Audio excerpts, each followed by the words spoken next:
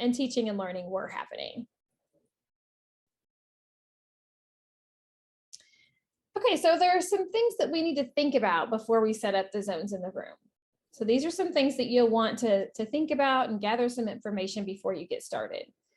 How many students and staff are going to be in the room? It's a really important consideration. What furniture is available? Often teachers are given a classroom with some furniture and materials in it, and they just need to make the most of it. Like that, what you get is what you get, right? But it's also important to know which things you might be able to influence. Like, is there a storage closet in your building where you could maybe go find some different furniture that might suit your needs better? Sometimes there is, and that it doesn't hurt to ask. But it's also important to know like which of those things is out of your control. Are you stuck with this furniture and you just have to make it work? Okay. Do you have a choice in your classroom? Often you don't. You're just given a classroom and that's what you've got. So just thinking through some of those things. Do you have special equipment for students? Do you have students with standers or students who need a wheelchair or get around using a walker? Or there's a variety of other special equipment that you might need to consider when you're setting up your room.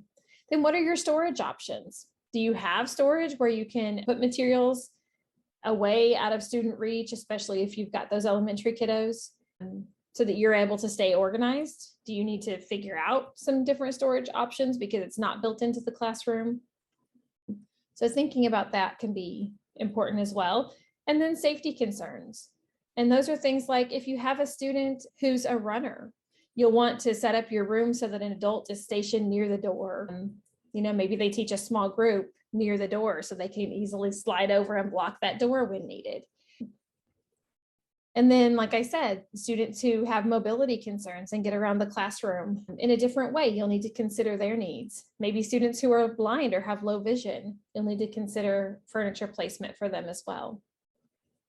So the really important thing here is to consider your students' individual needs. You'll need to look at your student data, your IEPs, and figure out what does each student need and how can I set up my classroom for them to be successful.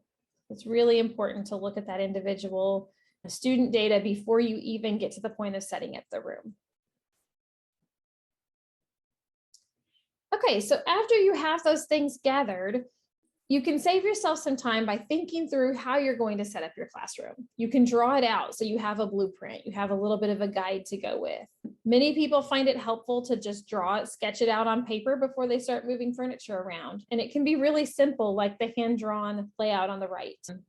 That's an actual classroom that one of our consultants worked in, drew the picture before they got started so that they had an idea of where the furniture could go and what they were going to do a little bit in each area. Another option is to use a digital planner. Then on the left, you can see the Kaplan floor planner. You can see the website there where you can go in and select different furniture and arrange the room that way.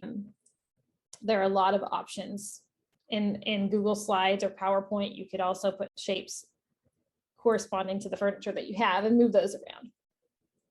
So there are some options. Others of us do not have very strong visual spatial skills, and we can't envision what it's going to look like or how things are going to fit.